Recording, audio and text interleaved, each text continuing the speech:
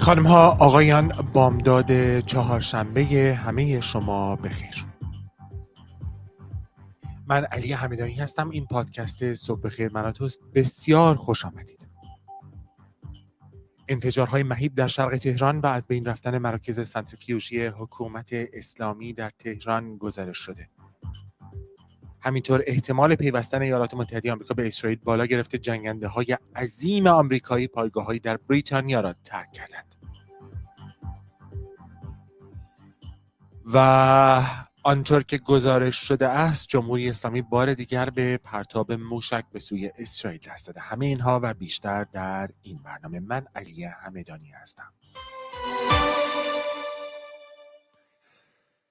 صبحتون بخیر شنوندگان و بینندگان این پادکست بامدادی. انفجارهای مهیبی در شرق تهران گزارش شده. ارتش اسرائیل اعلام کرده که یک سایت سنتریفیوژ و مکانهایی برای ساخت سلاح در ایران را هدف قرار داده. به گفته ارتش اسرائیل حملات توسط بیش از 50 هواپیما انجام شده و بر اساس آن تأسیسات تولید سنتریفیوژ در تهران و همچنین چندین سایت ساخت تسلیحات از جمله تأسیسات تولید مواد اولیه و قطعات مورد استفاده در مونتاژ موشک‌های سطح به سطح یا زمین به زمین مورد هدف قرار گرفته.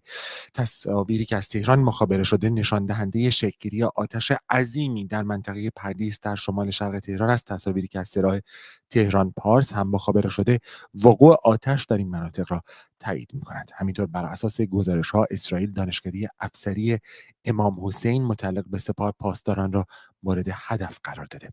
رسانه‌های حکومتی این خبر را تایید کردند. از جمله رسانه‌های وابسته به سپاه پاسداران گزارش کردند که اسرائیل دانشگاه امام حسین را در حومه شرق تهران مورد هدف قرار داده. این دانشگاه یکی از مراکز اصلی آموزش فرماندهان سپاه پاسداران است و آنطور که گمان می‌رود بسیاری از فرماندهان و مقامات حکومت اسلامی فارغ التحصیلان این دانشگاه و دانشگاه امام صادق تهران هستند. ساعتی پیش همینطور تصاویری از یک انفجار پرنور در محدوده پارک ملی خجیر و پشت تپه‌های سرخ حصار در شرق تهران منتشر شده. دونالد ترامپ دیشب جلسه اضطراری در اتاق وضعیت کاخ سفید برگزار کرده. این جلسه که به مدت 1 ساعت و 20 دقیقه طول کشیده به گفته 5 مقام آمریکایی که با چند رسانه آمریکایی از جمله CBS آمریکا مصاحبه کردند، متمرکز بر این موضوع بوده که آیا آمریکا باید به حملات علیه برنامه هسته‌ای جمهوری اسلامی بپیوندد یا نه. این مقام ها به CBS گفتند که توافق نظری میان شرکت کنندگان در این جلسه که نزدیکترین مشاوران رئیس جمهوری آمریکا هستند وجود نداشته. آنطور که گزارش شده یکی از مباحث در این جلسه حمله به تأسیسات هسته‌ای فوردو بوده که به گفته ناظران تنها آمریکا بمب‌های لازم برای آسیب رساندن به بخش زیرزمینی این تأسیسات را دارد. ما می‌دانیم که تأسیسات فوردو که در نزدیکی قم و حدود بیش از 100 کیلومتری تهران قرار دارد حدود 90 متر زیر زمین است. رسانه‌های آمریکایی می‌گویند پس از این جلسه آقای ترامپ با بنیامین نتانیاهو تلفنی گفتگو کرده، اما محتوای دقیق این مکالمه هنوز معلوم نیست. در همین حال طی 3 روز گذشته دست کم 30 فروند هواپیمای سوخترسان آمریکا که برای انتقال هوایی سوخت به جنگنده‌ها کاربرد دارند از پایگاه‌های آمریکا به سمت اروپا پرواز کردند. بامداد چهارشنبه ساعتی پیش به وقت اروپا هم گزارش شد که چند فرمانده جنگنده F-35 به همراه یک هواپیمای سوخترسان این کشور از پایگاه هوایی در بریتانیا به هوا برخاستند.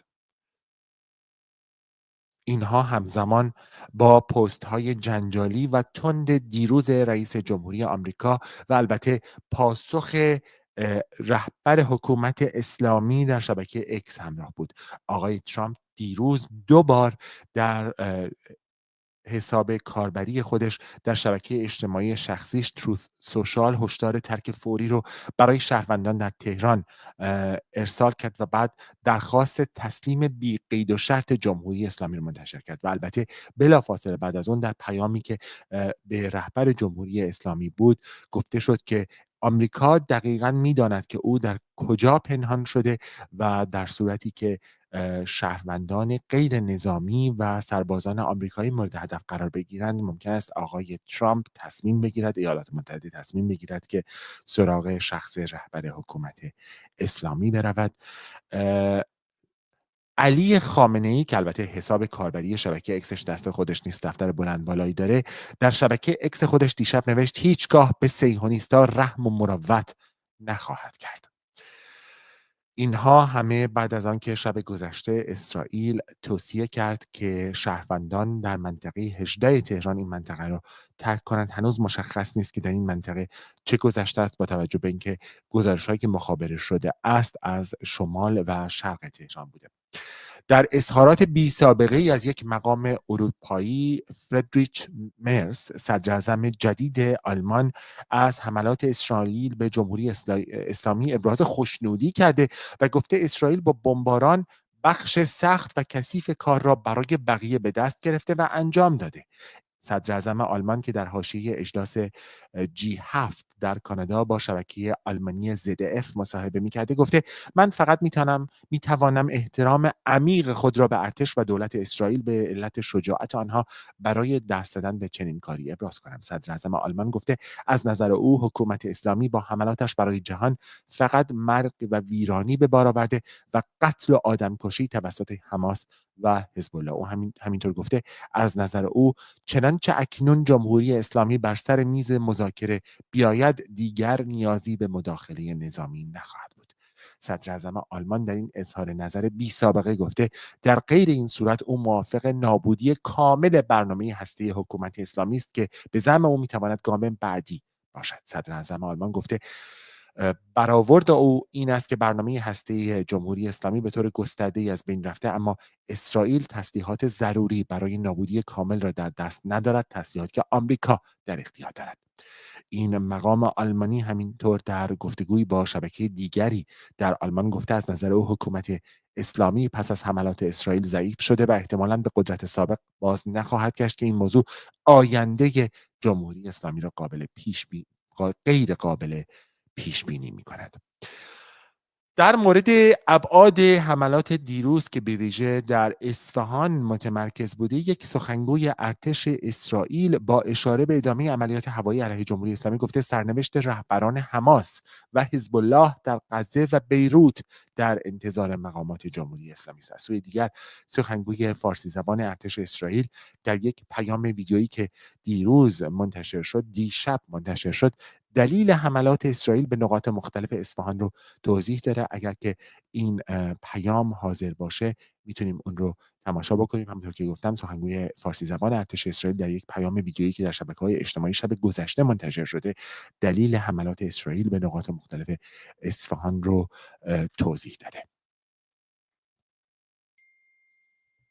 بله، این پیام تا لحظات دیگر حاضر خواهد شد. یادآوری می‌کنم که روز گذشته وزیر دفاع اسرائیل، وزارت دفاع اسرائیل هم با انتشار بیانیه‌ای که بعداً توسط وزارت خارجه اسرائیل و در حساب کاربری فارسیشون منتشر شد، تصویری از بیرون کشیده شدن در واقع صدام حسین از یک سوراخ توسط سربازان آمریکایی رو منتشر کرد و به رهبران جمهوری اسلامی یادآوری کرد که یادشان بماند سرنوشت دیکتاتور عراق رو که همواره علیه اسرائیل بوده و پیام‌های متعددی منتشر کرد دیروز وزارت دفاع اسرائیل، از جمله دیروز خامنه‌ای را دیکتاتوری بزدل خطاب کرد و با انتشار پیام‌های پی در پی او را مستقیما هدف قرار داد. همونطور که دیروز گفتم تمرکز حملات اسرائیل دیروز استان اصفهان بوده. سخنگوی فارسی زبان ارتش اسرائیل در یک پیام ویدیویی دلیل حملات اسرائیل رو به نقاط مختلف استان اصفهان توضیح داده.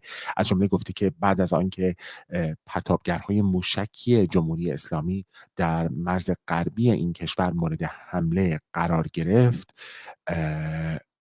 نیروهای حکومتی و پدافندهای هوایی جمهوری اسلامی و همینطور پرتابگرهای موشکیش به نقاط دیگر و نقاط مرکزی ایران رفته و در نتیجه اسرائیل حالا سراغ آنها رفته است و پیام مفصلی بود که کمال پنهاسی سخنگوی فارسی زبان ارتش اسرائیل اون رو در واقع دیروز منتشر کردش. قبل از اینکه این پیام حاضر بشه این رو هم به شما بگم که رئیس سابق سرویس اطلاعاتی بریتانیا MI6 سر جان ساورز به رادیوی 4 BBC گفته که اسرائیل برخی از مهمترین تأسیسات هسته‌ای جمهوری اسلامی را هدف قرار نداده هنوز، زیرا آنها ظرفیت نظامی برای حفاری و تخریب‌های عمیق زیرزمینی رو ندارند. او گفته فقط آمریکا این توانایی رو داره. این مقام پیشین اطلاعاتی بریتانیا گفته تصمیم بزرگی در واشنگتن باید صورت بگیره و این خواهد بود که آیا ما به اسرائیلی ها ملحق شویم و کار را تمام کنیم یا هنوز فرصت برای یک راه دیپلماتیک وجود دارد. این مقام ارشد پیشین بریتانیا، رئیس سابق سرویس اطلاعاتی بریتانیا MI6 گفته که در نهایت با ایرانی آسیب دیده و زخمی مواجه خواهد شد دنیا که برنامه هسته‌ایش هنوز دست نخورده اگر آمریکا این تصمیم را نگیره و به این ائتلاف اضافه نشود. او در این حال معتقد است هدف اسرائیل وارد کردن آمریکایی‌ها به این جنگ است تا بتواند از قدرت ایالات متحده آمریکا برای نابودی تأسیسات هسته‌ای جمهوری اسلامی حاضر بشود. اما بازگردیم به روز گذشته. دیروز همونطور که به شما گفتم سخنگوی فارسی زبان ارتش اسرائیل در یک پیام ویدیویی دلیل حملات اسرائیل به نقاط مختلف استان اصفهان رو توضیح داده. یک سخنگوی ارتش اسرائیل همینطور با اشاره به ادامه عملیات هوایی علیه جمهوری اسلامی گفته سرنوشت رهبران حماس و حزب الله در غزه و بیروت در انتظار مقامات جمهوری اسلامی است. روز گذشته همینطور ما میدونیم که سفیر اسرائیل در ایالات متحده آمریکا در یک گفتگویی که با شبکه تلویزیونی مریت داشته گفته آنچه که قرار است بر سر جمهوری اسلامی و مقاماتش بیاید چنان پیچیده است که در برابرش عملیات پیجری که درباره مقامات حزب الله انجام شده عملیات ساده‌ای خواهد بود. یک بار دیگه من تکرار میکنم همه گزارش هایی که ما دریافت میکنیم در عمل توسط گزارشگران ما هستش. گزارشگران ما تنها گزارشگران این برنامه هستند. نگاه بکنید چطور میتونید با ما تماس بگیرید. رسانه واقعی شما هستید و گزارشگر اولین و تنها پلتفرم مردمی برای انتشار ویدیوهای شما. برای ارسال ویدیو به واتساپ یا تلگرام گزارشگر همین حالا این QR کد رو اسکن کنید.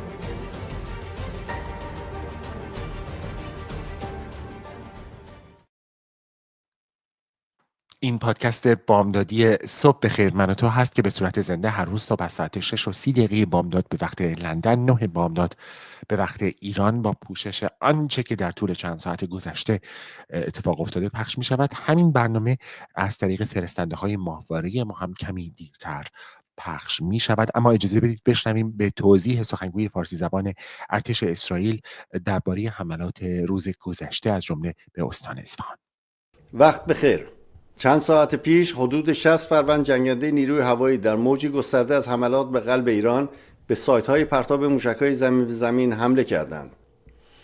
در پاسخ به آخرین پرتاب موشک به سمت اسرائیل ما در حال حمله به این سایت‌ها می‌باشیم و همزمان هواپیماهای دیگری در آسمان اصفهان حضور دارند و فعالان نظامی رژیم را در زمان واقعی شناسایی می‌کنند.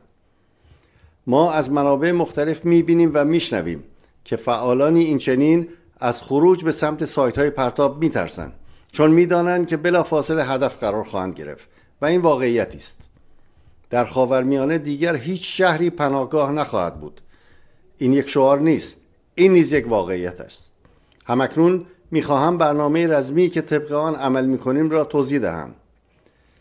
رژیم ایران سالها برای آماده‌سازی طرح حمله‌اش به اسرائیل تلاش کرده است.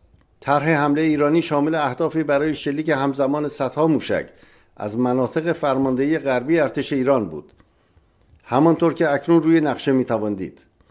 در ضربه آغازین این عملیات ما به صدها سایت پرتاب در سراسر غرب ایران حمله کردیم. هم به موشک‌های زمین به زمین قرار بود به سوی کشور ما شلیک شوند و هم به سامانه‌های پدافند هوایی و موشک‌های زمین به هوا که برای محافظت از توانایی شلیک ایران آماده شده بودند. با این کار ما طرح حمله رژیم ایران را مختل و خنثی کردیم. باید درک کرد که این سایت‌های پرتاب برای حمله برنامه‌ریزی شده و مرگبار علیه اسرائیل در روز فرمان در نظر گرفته شده بودند. در اثر ضربات ما نیروهای رژیم ایران به درون کشور یا به عبارتی به قلب آن عقب رانده شدند. با عقب نشینی آنها از غرب کشور، اکنون آنها تلاش خود را بر شلیک از منطقه اصفهان متمرکز کردند، اما ما نیز به دنبال آنها می رویم. بله، پیام سخنگوی فارسی زبان ارتش اسرائیل و توضیح او بود در مورد آنچه که روز گذشته در ایران اتفاق افتاده. اما شب گذشته ساعت 9 شب به وقت ایران، شاهزاده رضا پهلوی پیام جدیدی رو خطاب به مردم ایران ارسال کرد. همیهنانم، جمهوری اسلامی به پایان خود رسیده و در حال سقوط است. خامنه‌ای همچون موشی هراسان زیر زمین پنهان شده و کنترل اوضاع را از دست داده است. آنچه آغاز شده برگشت ناپذیر است. آینده روشن است و ما با هم از این پیچ تند تاریخ عبور خواهیم کرد.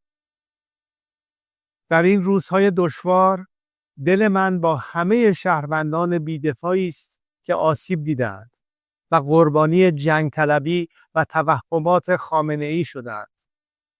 من سالها کوشیدم تا میهنمان گرفتار آتش جنگ نشود. پایان جمهوری اسلامی، پایان جنگ 46 ساله آن با ملت ایران است.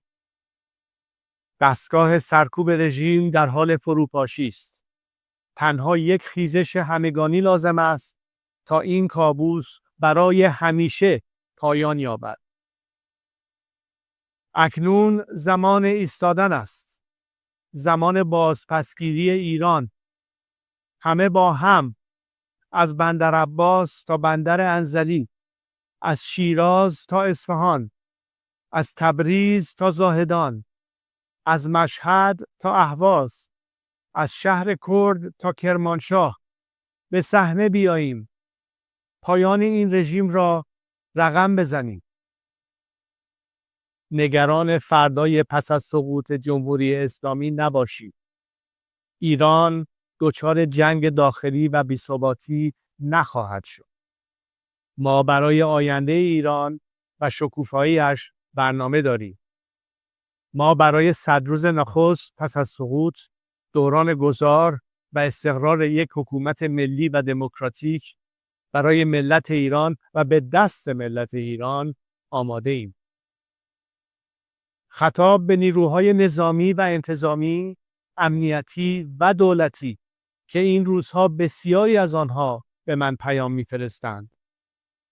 برای حفظ رژیمی که سقوط آن آغاز شده و حتمی است، روبروی ملت ایران نایستید.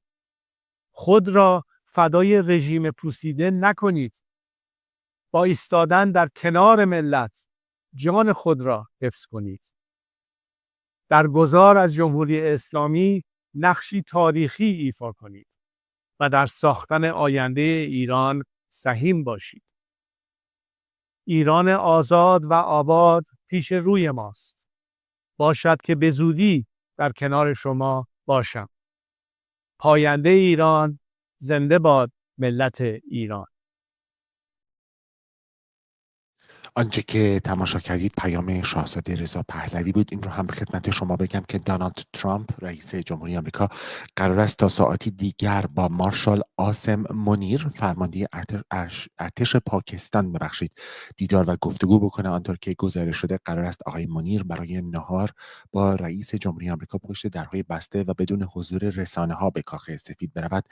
مارشال آسم منیر از روز 14 ژوئن 4 روز پیش در آمریکاست و دیدار میان او و آقای ترامپ از پیش برنامه‌ریزی شده، اما اکنون با توجه به آغاز جنگ میان اسرائیل و جمهوری اسلامی احتمالاً بخش مهمی از این دیدار با فرمانده ارتش پاکستان درباره تحولات این جنگ و البته درگیری نظامی ماه گذشته میان هند و پاکستان است. همونطور که میدونیم پاکستان مرز گسترده‌ای با ایران در مناطق غربی پاکستان و شرقی در ایران داره.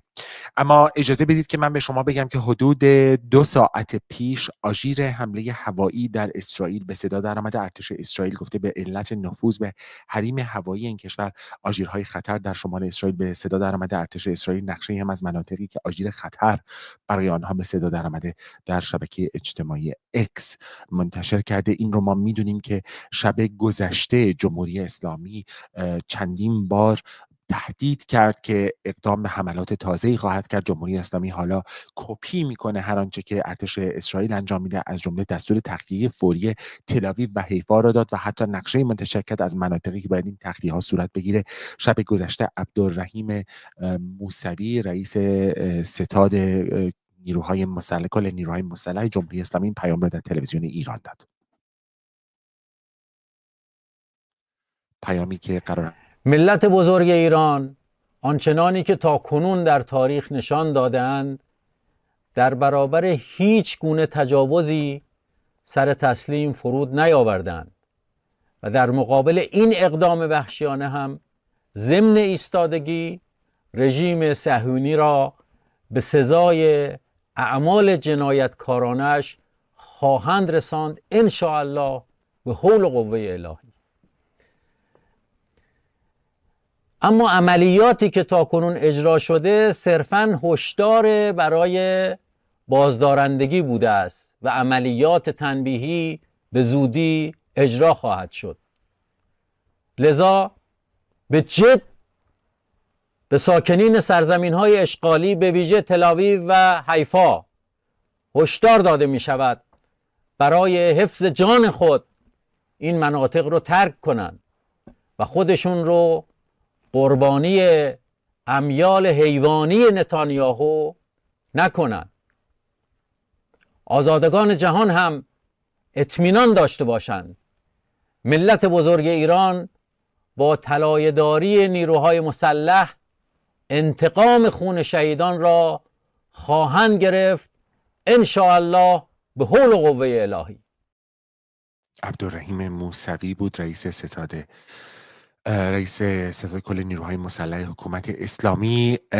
آنطور که از ایران گزارش شده ارتباطات اینترنتی بسیار بسیار مختل شده. شب گذشته تقریبا اینترنت در سراسر ایران قطع شد و احتمالا اگر در بیرون از ایران هستید و این برنامه رو تماشا میکنید و کوشش کردید با دوستان و نزدیکان و عزیزانتون در داخل ایران از طریق اینترنت تماس بگیرید، میدونید که این امکان بسیار سخت شده. روز گذشته همینطور فرماندهی امنیت سایبری حکومت با صدور یک اطلاعیه از مردم عزیز خواست که استفاده از تجهیزات هوشمند متصل به اینترنت را به حداقل رسانده و مراقبت‌های لازم را به عمل آورند. این اطلاعیه تذکر می‌دهد که استفاده مسئولان و تیم‌های حفاظتی از کلیه تجهیزات متصل به شبکه‌های ارتباطی اهم از گوشی، ساعت هوشمند، رایانه قابل حمل و امثال هم ممنوع است.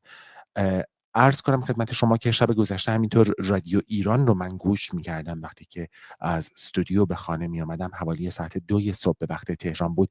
تمام برنامه‌های رادیو تهران و رادیوی سراسری ایران پر شده از تبلیغات مسلماً و مرتباً توضیح میدادند که اینترنت منبع قابل اتکا و اطمینانی برای خبررسانی نیست و کسب خبر نیست و تنها به رسانه ملی یعنی جمهوری اسلامی و صدا و سیماش باید اعتماد کرد. این خبر رو هم من به شما بگم که آژانس بین‌المللی انرژی اتمی سازمان ملل میگوید بخش زیرزمینی سایت هسته‌ای نتنز در نتیجه حملات اسرائیل آسیب مستقیم دیده.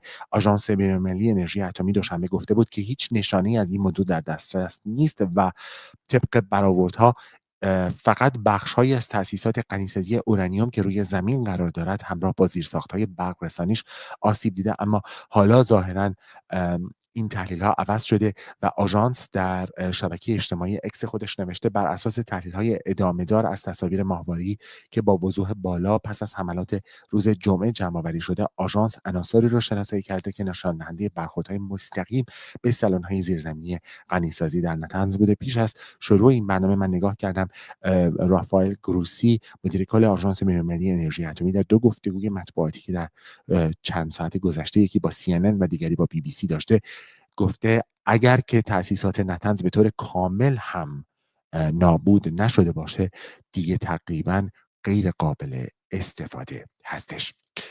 عرض کنم که لحظاتی قبل من به شما گفتم که خبرهایی آمده است که گفته شده جمهوری اسلامی یک موج تازه‌ای از حملات را آغاز کرده. در سوی دیگر ما می‌دانیم که ارتش اسرائیل اعلام کرد که در شب گذشته، در طول چند ساعت گذشته، یک سایت تولید سنتریفیوژ و چندین سایت تولید تسلیحات که متعلق به حکومت اسلامی بوده رو هدف قرار داده. ما می‌دونیم که شب گذشته هشدار فوری تخلیه برای کارکنان و تمام افرادی که در منطقه 18 تهران بودند حوالی فرودگاه مهرآباد منتشر شده. همینطور ما میدونیم که ارتش اسرائیل موجی از حملات به سایت‌های پرتاب و انبار موشک‌ها در قلب ایران رو به پایان رسونده. پیامش رو برای شما پخش کردیم. ما میدونیم که شب گذشته خبر آمد که بیش از 70 سامانه پدافند هوایی جمهوری اسلامی نابود شدند و نیروهای اسرائیل موج حملاتی رو به سایت‌های موشک‌های زمین به زمین تکمیل کردند. ما میدونیم که ناوهای موشکی نیروی دریایی اسرائیل به رهگیری پهپادهایی که از خاک ایران به سمت اسرائیل پرتاب شده ادامه میدن و آنطور که ارتش اسرائیل گفته یک فروند پهپاد نیروی هوایی که در حریم هوایی ایران فعالیت می‌کرده در 16 ژوئن یک تیم پرتاب موشک ضد هوایی رو شناسایی کردند که به سمت اون شلیک کردند، پرتابگر رو هدف قرار دادند و تیم پرتاب رو هم نابود کردند. تصاویر ما دریافت کرده بودیم که جمهوری اسلامی از مسیرهای غیر نظامی و جاده‌هایی که مردم دارن ازش استفاده می‌کنند که از ایران از تهران و شهرهای بزرگ فرار بکنند، با کامیون پرتابگر موشک از این سو به آن سو میبره. لطفاً اگر که این برنامه رو در داخل ایران تماشا میکنید، اگر که این کامیون هایی که پدافندهای هوایی یا پرتابگرهای موشک دارن با خودشون جابجا میکنن از اونها فاصله بگیرید. یادتون باشه که آنطور که ارتش اسرائیل گفته جنگنده های هوایی اسرائیل در آسمان ایران آزادانه و بدون آنکه جمهوری اسلامی بتونه کاری بکنه در حال پرواز هستن. یک بار دیگه به شما بگم که در شرق و شمال شرق تهران گزارش ها از آتش سوزی ها و انفجارهای عظیم بوده و تصاویری که مخابره شده بود رو من به شما نشون دادیم و دیدیم که حتی این انفجارها بعضن انقدر عظیم بوده که شبیه اون انفجارهای معروف قارچی بوده. به هر حال بله، دارین نگاه میکنید در شبکه اجتماعی ما امیرعلی عزیز که تهیه کنندگی این برنامه رو به عهده داره نشون میده که در منطقه پردیس و آنطور که گزارش شده پارک ملی خجیر و شمال و شرق تهران دیشب آتش سوزی های مهیب بوده. همینطور ما میدونیم که دانشگاه امام حسین که متعلق هست به سپاه پاسداران رو دیشب مورد هدف قرار دادن. به این ترتیب برسیم به پایان این برنامه بامدادی ما همه روز از ساعت 9 صبح به وقت تهران، 6:30 به وقت لندن آغاز می شود. همین برنامه از طریق فرستنده های ماهواره ما کمی دیرتر بازپخش می شود. روزنامه های ایران رو فرصت نکردم برای شما نشون بدم، مرور بسیار فوری داشته باشیم بهشون. آرمان ملی همونطور که می‌بینید تبلیغات حکومت رو تکرار کرد. این روزنامه اصلاح طلب درون حکومتی اسرائیل بر خط آتش ایران عنوان این روزنامه هست. اگه کمی پایین‌تر بریم، من هم دارم همزمان با شما این روزنامه ها رو می‌خونم. روزنامه‌های محلی هم از جمله روزنامه آذربایجان همین تبلیغات رو تکرار کردن. طبیعی هستش خط تبلیغات در رسانه‌های حکومت یکی هست. اسرائیل در تنگنای اقتصادی از جمله اون تیترهای حیرت آوری هست که روزنامه اسکناس امروز انتخاب کرده. روزنامه که در حالی که جمهوری اسلامی و مردم لحظه به لحظه گزارش میکنند که حتی امکان استفاده از خودپردازها دیروز مختل شده بوده. این تنگنای اقتصادی بسیار جالب هست. روزنامه بازار کسب و کار انگشت خانم سحر امامی مجری شبکه خبر رو منتشر کرده. انگشت ایشون رو شبیه موشک‌های اسرائیل همونطور که می‌بینید نشانه گرفته. موساد در آتش عنوان روزنامه جوان ارگان تبلیغاتی سپاه پاسداران هستش که اشاره میکنه به ادعای حکومت به هدف قرار گرفتن یک مرکز موساد و روزنامه روزگار هم سوختن موساد رو تیتر خودش قرار داده. سیاست روز هم ادعا کرده بود که آقای ترامپ زیر فشار سیاسی قرار داده و روزنامه حکومتی کیهان متعلق به رهبر حکومت اسلامی ضربات سنگین به قلب موساد و مرکز اطلاعاتی ارتش اسرائیل رو به عنوان تیتر خودش انتخاب کرده. سپاسگزارم از همه شما که نظاره‌گر این برنامه بودید. پخش زنده برنامه‌های ما از طریق یوتیوب و فرستنده‌های تلویزیونی ما کمی بعد از ظهر ایران، بعد از ساعت 10 صبح به وقت لندن آغاز خواهد شد. میتونید همیشه خبرها رو از طریق شبکه‌های اجتماعی در هر جایی که هستید دنبال بفرمایید. من و تو رو سرچ بکنید، جستجو بکنید، ما رو پیدا خواهید کرد. علی همدانی هستم، تا بعد. رسانه واقعی شما هستید و گزارشگر اولین و تنها پلتفرم مردمی برای انتشار ویدیوهای شما. برای ارسال ویدیو به واتساپ یا تلگرام گزارشگر همین حالا این QR کد رو اسکن کنید.